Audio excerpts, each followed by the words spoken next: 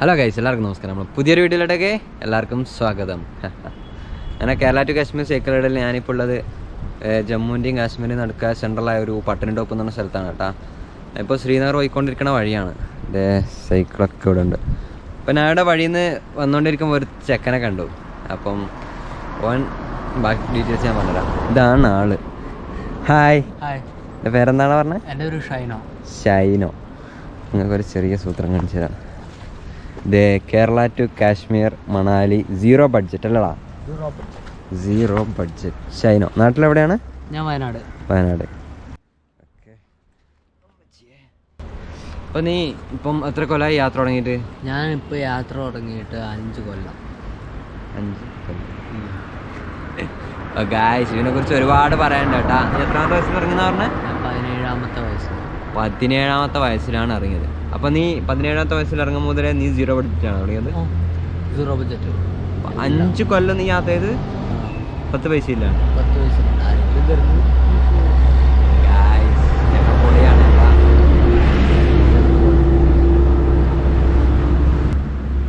അപ്പോൾ നീ ആദ്യമൊക്കെ 17ാമത്തെ വയസ്സിലല്ലേ തുടങ്ങിയെന്ന് പറഞ്ഞത്?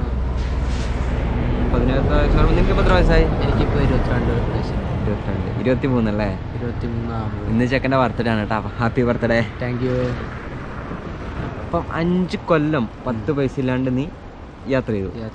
ഇന്ത്യ മൊത്തമാണോ പോയത്? ഇന്ത്യ പുറത്ത് പോയിട്ടുണ്ടോ? ഇന്ത്യയുടെ പുറത്ത് പോയിട്ടില്ല, ഇന്ത്യയുടെ അകത്ത് മാത്രം. നേപ്പാൾ പോയിട്ടുണ്ട്. നേപ്പാളിൻ്റെ പുറത്തല്ലേ? എന്താ അപ്പം നീ 17ാമത്തെ വയസ്സിലല്ലേ യാത്ര ചെയ്ത? അപ്പൊ ഇവ നടന്നിട്ടാണ് കേട്ടോ പോണത്. അപ്പൊ നീ ചില സമയത്ത് സൈക്കിളിലും പോകും. അയ്യോ പോലീസടാ. ഗൈസ്, അപ്പം വഴിയിൽ നിന്ന് ആർമീസ് വന്നതാണ് കേട്ടാ. അവരിങ്ങനെ വന്ന് ചോദിച്ചതാ എവിടെ നിന്നാണ്, എങ്ങനെയാണ്. മുകളിലൊക്കെ ക്യാമ്പ് ഉണ്ട്, വഴിയിലൊക്കെ ആർമീസ് ഉണ്ടാവും. ചോദിച്ചുകൊണ്ടേയിരിക്കും ഇങ്ങനെ എവിടെ നിന്നാണ്, എന്താണ് സംഭവം എന്നൊക്കെ. അപ്പോൾ നമ്മൾ പറഞ്ഞത് എന്താണ്, 5 കൊല്ലം നീ യാത്ര ചെയ്തു. അപ്പം നീ 17ാമത്തെ വയസ്സിൽ യാത്ര ചെയ്യുമ്പോൾ എങ്ങനെയാണ് ആദ്യം തുടങ്ങിയത്? സൈക്കിള്, പിന്നെ നടന്നും, പിന്നെ ഓരോ ബൈക്കിൽ ലിഫ്റ്റ് ചോദിച്ചു, പിന്നെ ലോറിക്കകത്തും, പിന്നെ ട്രെയിന്.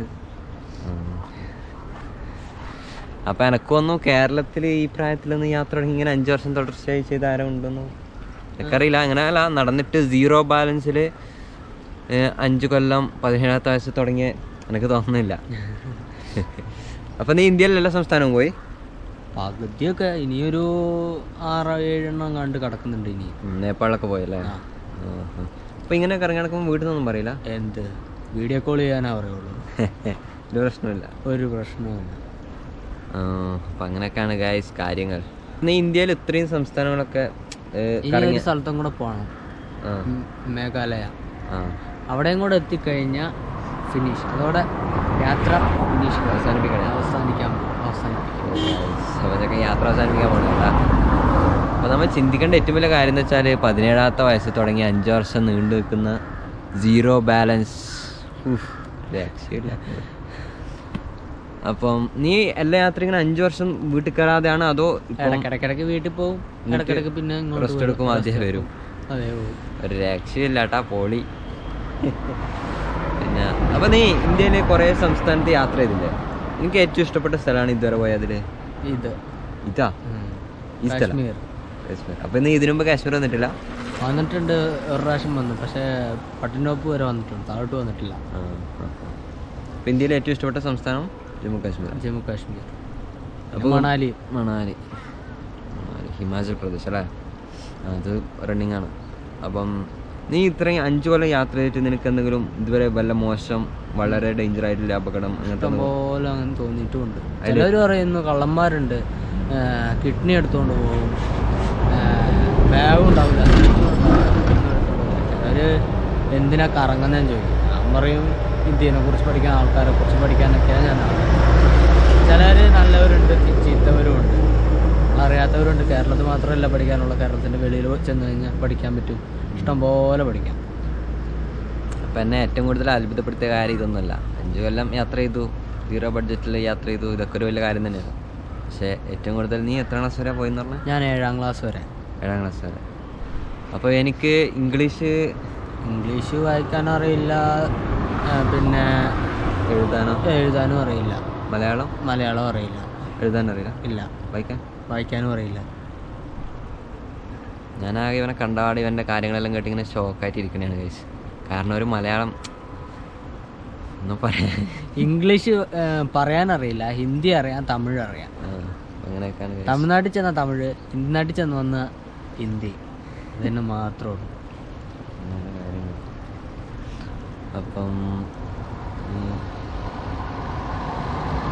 അപ്പം നീ നിനക്ക് എങ്ങനെ പൈസയൊക്കെ എന്തായാലും യാത്ര ചെയ്യുമ്പോൾ ഫുഡിനും റൂമൊന്നും എടുക്കാറില്ല അല്ലേ? ഇല്ല, റൂം എടുത്തിട്ട് എന്ത് കാണിക്കാനാ? ഞാൻ ഇതുവരെ റൂമൊന്നും എടുത്തിട്ടില്ല. ഫുള്ള് ടെൻറ്റും അലങ്കാരമൊക്കെ വീട്ടിൽ ആരെങ്കിലുമൊക്കെ വീട്ടിലേക്ക് വിളിക്കും അല്ലേ? ചിലവർ ഒരു 2 ദിവസം ഒരു കുറേ സ്ഥലത്തൊക്കെ വീട്ടിലൊക്കെ നിന്നിട്ടുണ്ട്. നല്ല ആൾക്കാരൊക്കെയാണ്. ഓരോ കാര്യങ്ങൾ അവരുടെ കാര്യങ്ങളൊക്കെ പറയും, കഥയൊക്കെ. ഞാനത് കേട്ടോണ്ടിരിക്കും. അപ്പം നീ ഇതുവരെ യാത്രയിൽ നിനക്ക് ഏറ്റവും മോശമായിട്ട് തോന്നിയ ഏതെങ്കിലും ഒരു സ്ഥലം ഏതാണ്? മോശമായിട്ട് സ്ഥലം UP, ഉത്തരാഖണ്ഡ്. ഉത്തർപ്രദേശ്. അവിടെ ഇങ്ങനെ ഭയങ്കര ഡേഞ്ചറാണ്. ഏറ്റവും കൂടുതൽ ഇന്ത്യയിലെ ഏറ്റവും കൂടുതൽ കള്ളന്മാരുള്ള സ്ഥലമാണ് UP-യിൽ, ഉത്തർപ്രദേശ് അല്ലേ? 5 കൊല്ലം നീ ഇങ്ങനെ ഫുള്ള് 0 ബഡ്ജറ്റിൽ കറങ്ങി. ഒരു ശരിയില്ല. അപ്പം നീ ഇപ്പോൾ ഈ ഒരു യാത്ര തുടങ്ങിയിട്ട് എത്രയായി? കേരള ടു കാശ്മീർ മണാലി ഇത് തുടങ്ങിയിട്ട് 3.5 മാസം. അപ്പോൾ കൂടെ 3.5 മാസം. നീ ആദ്യമെല്ലാം യാത്ര ചെയ്യുമ്പോൾ നിൻ്റെ കയ്യിൽ ഫോണ് അല്ലെങ്കിൽ ബാഗ് ഒന്നും ഉണ്ടായിട്ടില്ല? ബാഗും ഫോണൊക്കെ ചില സമയത്ത് ഉപയോഗിക്കുള്ളൂ, ചില സമയത്ത് ഉണ്ടാവില്ല.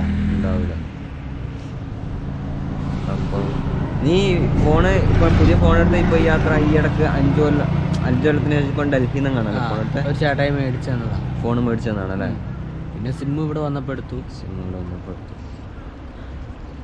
അപ്പം അങ്ങനെയൊക്കെയാണ് കാര്യങ്ങൾ. അപ്പം പലരെയും ചിന്ത യാത്ര ചെയ്യാൻ ഒരുപാട് പൈസ വേണം. ഒരു ഡയലോഗ് ഉണ്ടല്ലോ, ഇത്ര മനോഹരമായ കാഴ്ചകൾ കണ്ടിട്ട് നിങ്ങൾക്ക് എങ്ങനെ വീട്ടിലിരിക്കാൻ തോന്നുന്നോ, വീടിൻ്റെ ആധാരം പണയം വെച്ചിറങ്ങൂ എന്ന് പറയുന്നവരൊക്കെ ഇത് കാണണം കേട്ടാ. 5 കൊല്ലം 0 ബഡ്ജറ്റിൽ എത്ര സ്ഥലങ്ങൾ നീ പോയാലാവേ? ഒരു രക്ഷയില്ല. ശരിക്കും പറഞ്ഞാൽ യാത്ര ചെയ്യാൻ വല്ല ഇതൊന്നും വേണമെന്നില്ല, നമ്മളൊരു ബഡ്ജറ്റൊന്നും വേണമെന്നൊന്നുമില്ല, നമ്മളൊരു മൈൻഡാണ് മെയിനായിട്ട്. നിനക്കാകെ യാത്ര എന്നുള്ള ഒരു മെൻറ്റാലിറ്റി കൊണ്ടാണ് നീ ഇപ്പം 5 കൊല്ലം കൊണ്ട് ഇത്രയൊക്കെ കറങ്ങി ഇവിടെ എത്താൻ പറ്റിയത് അല്ലേ? അപ്പം ഇനിയും ഒരുപാട് ഉയരങ്ങൾ കീഴടക്കാൻ പറ്റട്ടെ എന്ന് ആശംസിക്കുന്നു. അതുപോലെ തന്നെ ഇനി എങ്ങോട്ടാണ് പോണത്? ഇനി കാശ്മീർ, കുളു, മണാലി അല്ലേ? അപ്പം നീ ഇപ്പോൾ ഈ ഒരു യാത്ര തുടങ്ങിയിട്ട് എത്ര മാസമായി? ഇത് 3.5 മാസം. അപ്പം നീ 5 കൊല്ലം തുടർച്ചയായി യാത്ര ചെയ്യും. അപ്പോൾ അതിൻ്റെ ഇടക്ക് പലപ്പോഴും ചെറിയ 1-2 മാസം ലീവ് എടുക്കും അല്ലേ? അതിന് ശേഷം പിന്നെയും കണ്ടിന്യൂ ചെയ്യും. അപ്പം ഈ ഒരു യാത്ര ഈ 3 മാസത്തിനുള്ളിൽ നിനക്ക് ആരെങ്കിലും പൈസയൊക്കെ തന്നിട്ടുണ്ടോ? ഇഷ്ടംപോലെ ആൾക്കാരാണ്. എത്ര കിട്ടിയിട്ടുണ്ടായിരുന്നു? ഒരു ഏകദേശം കൂട്ടി പറയുവാണെങ്കിൽ ഞാൻ കണക്ക് കൂട്ടി നോക്കി, അപ്പോൾ ഒരു 20,000 രൂപ അങ്ങനെ എൻ്റെ കയ്യിൽ വന്നിട്ടുണ്ടാവും. എല്ലാം ഗിഫ്റ്റ് കിട്ടിയാണല്ലേ? ഇതൊക്കെ ഗിഫ്റ്റ് കിട്ടിയതാണ്, ഷൂ ഗിഫ്റ്റ് കിട്ടിയതാണ്. മാത്രമല്ല എൻ്റെയൊക്കെ ലഗേജ് ഒക്കെ ഞങ്ങൾക്ക് കാണാൻ പറ്റും എത്ര പാടുണ്ടെന്ന്. ഇവൻ്റെ കയ്യിൽ ആകെ ഈ ഒരു ബാഗ് മാത്രമേ ഉള്ളൂ അല്ലേ? ഈ കേരള ടു കാശ്മീർ മണാലി ബോർഡ് ഒട്ടിച്ച 0 ബഡ്ജറ്റ് ആ ഒരു ബാഗ് മാത്രമേ ഉള്ളൂ. ഒരു ഫോണ്, ഒരു ചാർജർ, പിന്നെ പുതപ്പല്ലേ? പുതപ്പ്. ടെൻറ്റും ഇല്ല അല്ലേ? നീ എപ്പോൾ എവിടെയാണ് കിടക്കുന്നത്? എങ്ങനെയാണ്? എവിടെയെങ്കിലും സ്ഥലം കിട്ടിക്കഴിഞ്ഞാൽ സൈഡാവും. അങ്ങനെ വഴിയിലൊക്കെ കിടക്കും? വഴിയില്ല, അതുപോലെ ഇങ്ങനത്തെ വഴിയല്ല. ബസ് സ്റ്റോപ്പ് എന്തെങ്കിലും കണ്ട അവിടെ പോയി കയറി കിടക്കും. അപ്പോൾ ആരും ഡിസ്റ്റർബ് ഒന്നും ചെയ്യില്ല? ഇല്ല, ഒരു പ്രശ്നം ഉണ്ടായില്ല. ഒരു പ്രശ്നം ഉണ്ടായില്ല. 0 ബഡ്ജറ്റ് ആകുമ്പോൾ ആരും ഒന്നും അടിച്ചിട്ടുണ്ടല്ലേ? പിന്നെ നിനക്ക് നമ്മളെ കേരളത്തിലെ കേരളത്തിലെ ജനവും സ്ഥലങ്ങളും അതും പുറത്തുമായിട്ട് കമ്പയർ ചെയ്യുമ്പോൾ കേരളത്തിൽ ജീവിക്കാൻ പറ്റും, പക്ഷേ അവിടുത്തെ ആൾക്കാരെ എങ്ങനെയാണ് ഇപ്പം ഇന്ന് ന്യൂസ് കേട്ടു, ആള് മാറി കുത്തു എന്ന് പറഞ്ഞില്ലേ, അതുപോലെ നടക്കുമോയെന്ന് അറിയത്തില്ല. എന്നാലും സംഭവം കൊള്ളാം. എന്നാലും ഞാനിവൻ്റെ കാര്യം കേട്ടിട്ട് ഇങ്ങനെ മാത്രമല്ല, ഇവനിപ്പം യാത്ര തുടങ്ങിയിട്ട് 3 മാസമായെന്ന് പറഞ്ഞു. ഇവൻ്റെ കയ്യിൽ ഒരു ആധാർ കാർഡ് പോലും ഇല്ല അല്ലേ? ഇല്ല. ഇന്നലെ ഞാനും ഇവനും 2 ദിവസം ഒന്നിച്ചിട്ടുണ്ടായിരുന്നു. മഴയൊക്കെ ആയതുകൊണ്ട് ഞാനും അധികം പോയിട്ടില്ല, 2 ദിവസം പോകാൻ പറ്റില്ല. ഇന്നലെ നമ്മൾ ഗുരുദ്വാര കയറി കിടക്കാൻ നോക്കുമ്പോഴാണ് അറിഞ്ഞത് ഇവൻ്റെ കയ്യിൽ ആധാർ കാർഡില്ല. അപ്പം നിന്നോട് ഇതുവരെ ആരും ആധാർ കാർഡൊന്നും ചോദിച്ചിട്ടില്ല? ചിലവർ ചോദിക്കുകയൊക്കെ ചെയ്യും. ഇപ്പം എന്താ പറഞ്ഞാൽ ഞാൻ പറയാം ആധാർ കാർഡ് ഇല്ല എന്ന് പറയും. ഇപ്പം ഒന്നും പ്രശ്നമൊന്നുമില്ല, ഒരു പ്രശ്നമില്ല, മിണ്ടാണ്ട് പോകും. എന്നോടൊക്കെ എവിടെ നിന്നൊക്കെ എന്തൊക്കെയാണ് ആധാർ ചോദിച്ചതെന്ന് അറിയാം. മാത്രമല്ല ഇനി എപ്പോഴെങ്കിലും മരണം മുമ്പ് കണ്ട അവസ്ഥയുണ്ട്, ഇനി അങ്ങോട്ടില്ല, ഇനി ഒന്നും ചെയ്യാൻ പറ്റൂല? ഇല്ല, അങ്ങനൊന്നും സംഭവിച്ചിട്ടില്ല. തല്ലൊന്നും കിട്ടിയിട്ടില്ല, പ്രശ്നമൊന്നും ഉണ്ടായിട്ടില്ല. അപ്പം ഞാൻ തന്നെയാണ് ബെറ്റർ. ഇനി അങ്ങോട്ടില്ല, തീർന്നു എന്ന് വിചാരിച്ച അവസ്ഥയെല്ലാം ഉണ്ടായിട്ടുണ്ട്. അതുപോലെ തന്നെ ഒരുപാട് പ്രശ്നങ്ങളെല്ലാം ഉണ്ടായിട്ടുണ്ട്.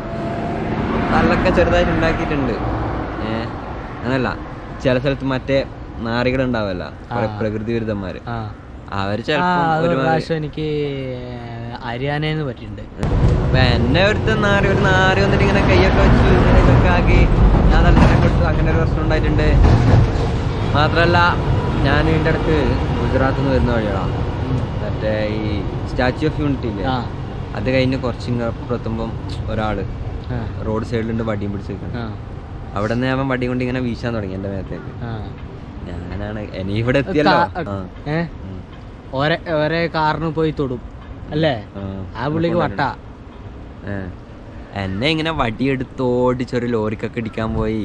ഇവിടെ ഒരു ലോറി, ഇവിടെ ഒരു കാറ് ലോറി, എങ്ങനെയല്ലോ ഞാനിങ്ങനെ കൈ കൊണ്ട് ഇങ്ങനെ ഇട്ടടിക്കണേണ്. ആരെങ്കിലും ഒന്ന് നിർത്തടാന്ന് പറഞ്ഞു.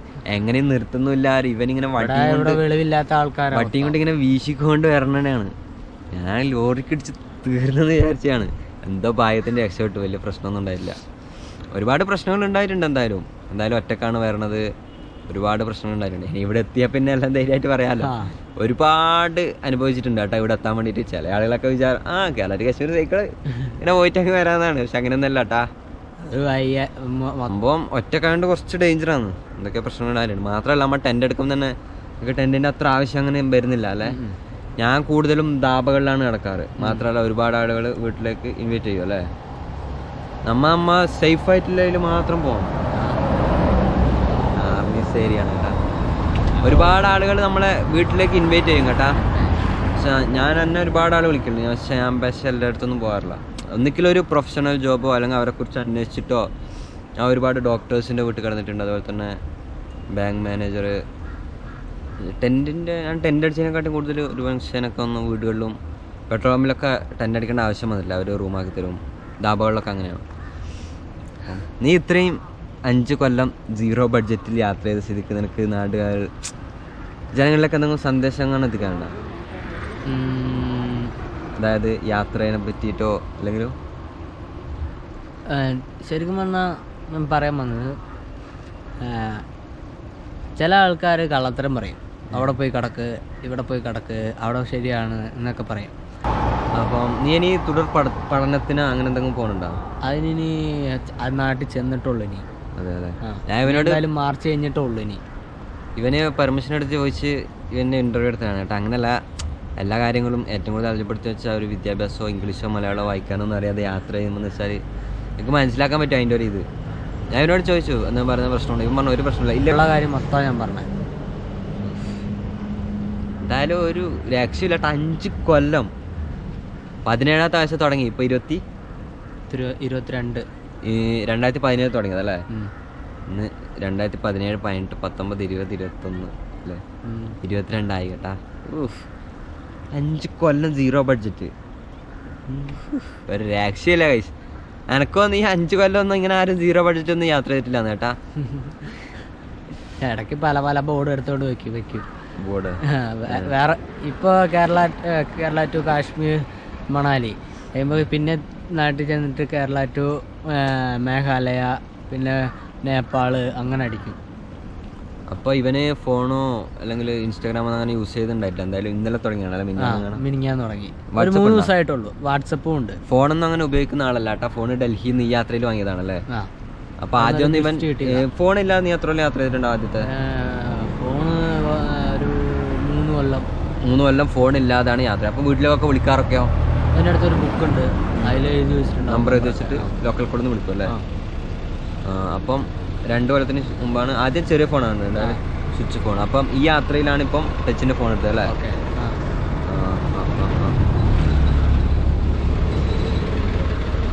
എല്ലാം കൂടി പോയി യാത്ര അവസാനിക്കണേണോ? അവിടെയും തേയിലത്തോട്ടം ഉണ്ട്. തോട്ടം എനിക്ക് യാത്ര മടുത്തിട്ടാണോ നീ നിർത്തണത്? യാത്ര മടുത്തിട്ടൊന്നല്ല, അവിടെ പോയിട്ടില്ല. അതല്ല, വേറെ സ്ഥലങ്ങളിൽ നിനക്ക് പോകാൻ താല്പര്യമില്ല? വേറെ സ്ഥലമുണ്ട്.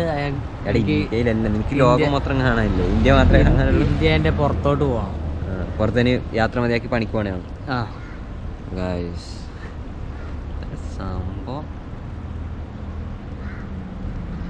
ഒരുപാട് കഴിവുകളുണ്ട്. ഇത്രയുള്ള യാത്രയായിട്ട് അറിയപ്പെടാതെ പോയ ഒരു വ്യക്തിയാണല്ലേ. അതന്നെ, ഇതുവരെയായിട്ട് ആർക്കും ഇതായിട്ടും ഇല്ല. അപ്പം ഞാൻ ഇതുവരെ കണ്ടതിൽ വെച്ച അറിയുന്നതിൽ വെച്ചും എനക്കൊന്നും ഏറ്റവും നല്ലൊരു ട്രാവലിസ്റ്റ് അല്ലേ. 5 കൊല്ലം 0 ബഡ്ജറ്റ് 17ാമത്തെ വയസ്സിൽ തുടങ്ങിയ യാത്ര. മറ്റേ ഈ ബുൾജറ്റ് ചേട്ടയൊക്കെ 3 വർഷമായിട്ടുള്ളൂ. പിന്നെ മല്ലു ട്രാവലർ 3 വർഷമായിട്ടുള്ളൂ. പക്ഷെ ഞാൻ അതിലും കൂടുതലായിട്ട് നടക്കുന്നവനാണ്. ഞാൻ ഹോസ്റ്റലിലോ വീട്ടിലോ അങ്ങനെ അധികം നിൽക്കില്ല. ഹോസ്റ്റലിൽ കൊണ്ടുപോയിട്ടാൽ അവിടെ നിന്ന് ചാടി വേറെ തമിഴ്നാടോ ചെന്നൈയോ പിന്നെ ബാംഗ്ലൂരോ പൂനെയോ അവിടെ എവിടെയെങ്കിലും വരും. എൻ്റെ ഇൻസ്റ്റാഗ്രാം സപ്പോർട്ട് ചെയ്യും. അപ്പോൾ ഇവൻ്റെ ഇൻസ്റ്റാഗ്രാം ഒന്ന് എല്ലാവരും സപ്പോർട്ട് ചെയ്യുക. ലിങ്ക് ഞാൻ ഡിസ്ക്രിപ്ഷനിൽ കൂടെ. യൂട്യൂബ് ചാനൽ ഉണ്ടോ? യൂട്യൂബ് ഇല്ല അല്ലേ? അപ്പോൾ ഇൻസ്റ്റാഗ്രാമെല്ലാം തുടങ്ങിയിട്ട് 2-3 ദിവസമേ ആയതുള്ളൂ അല്ലേ?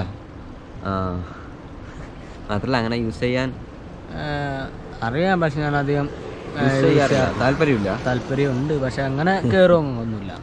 ഇഷ്ടമുണ്ടെങ്കിൽ കയറും, ഇഷ്ടമില്ലാത്തപ്പോൾ കയറില്ല.